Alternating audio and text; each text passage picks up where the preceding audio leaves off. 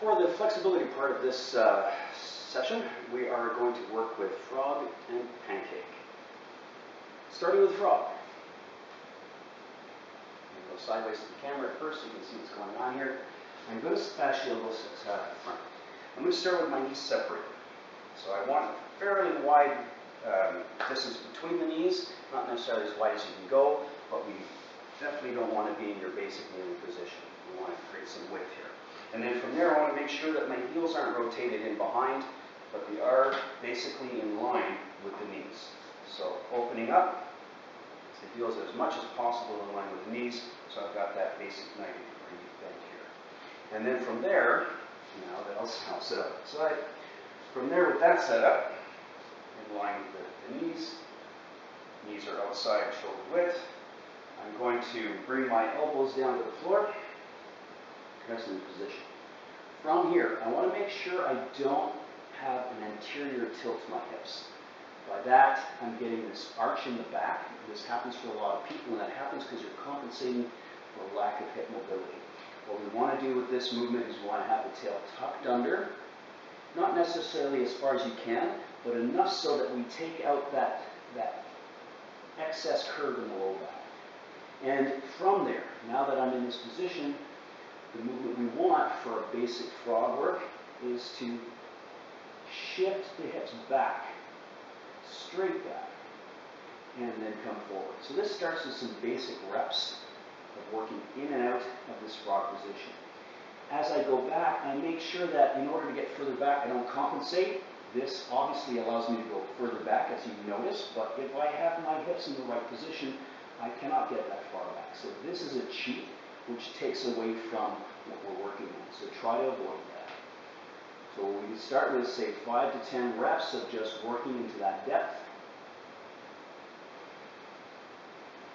Getting comfortable with the range of motion. And then once we feel that we've warmed it up a little, we can shift back to the range that we're feeling a stretch, feeling the hips work, and stop there and breathe.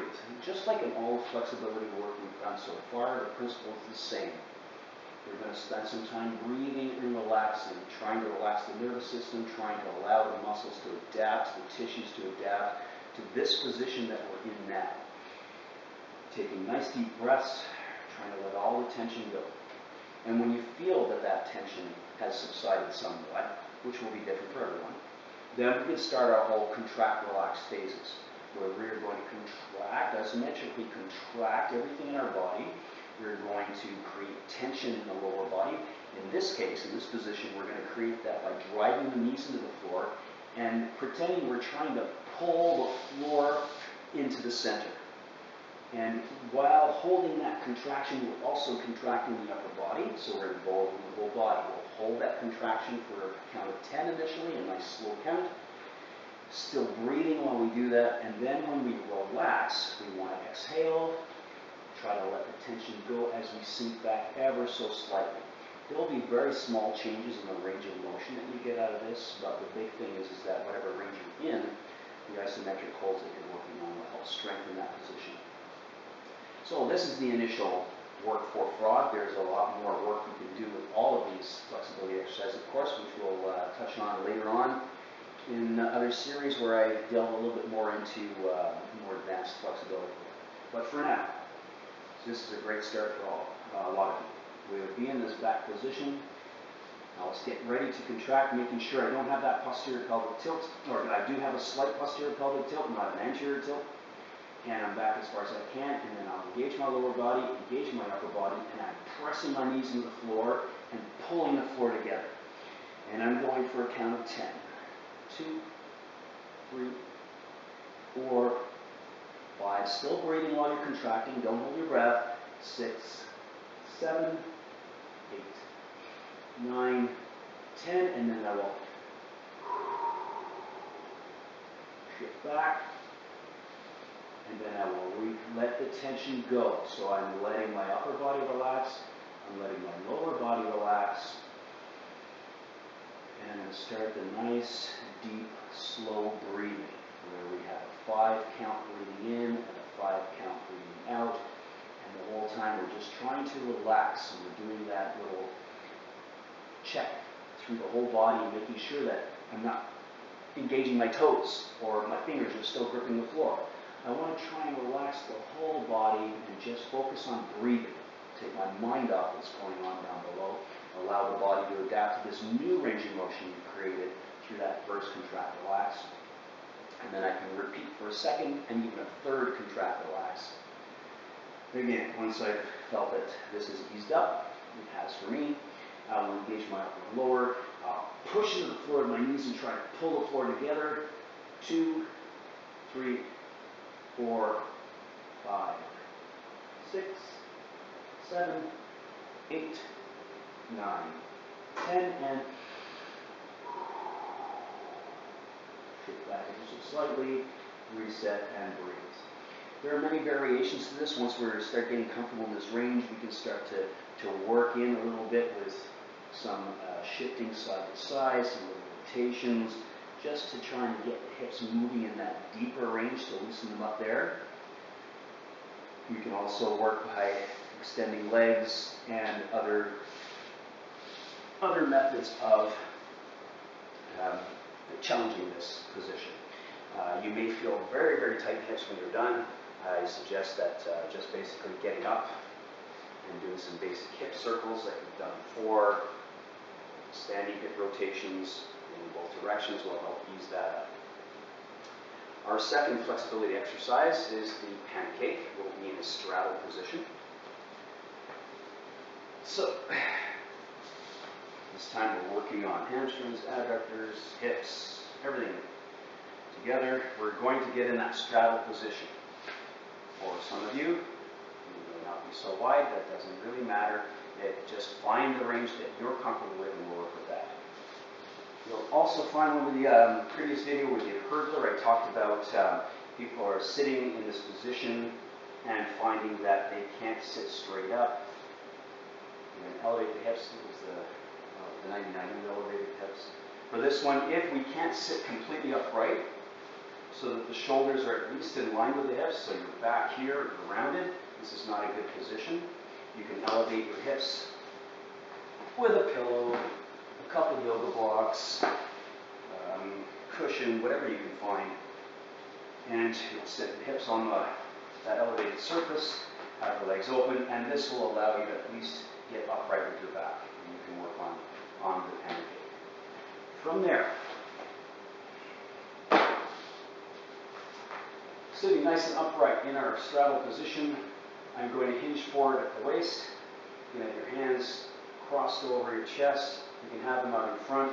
But like some other movements that I've talked about, we want to make sure that when we're not rounding the back and trying to bring the head down to the floor, it's not what we're after. We're not working on a curve on the spine. We're working on opening up those hips. So we want that nice flat back. You think of the PVC pipe behind you touching the head and hips. It should never leave the PVC. Nice and tall, reaching forward. I find this is the best thing to keep people more upright, is that feeling of reaching forward as we hinge at the waist. We're going to do the same thing as we did with other flexibility exercises, doing 5 to 10 reps first to warm up. And then once we're warmed up, we can start by having the hands on the floor and just finding this bottom position where you're feeling some tension and just breathing.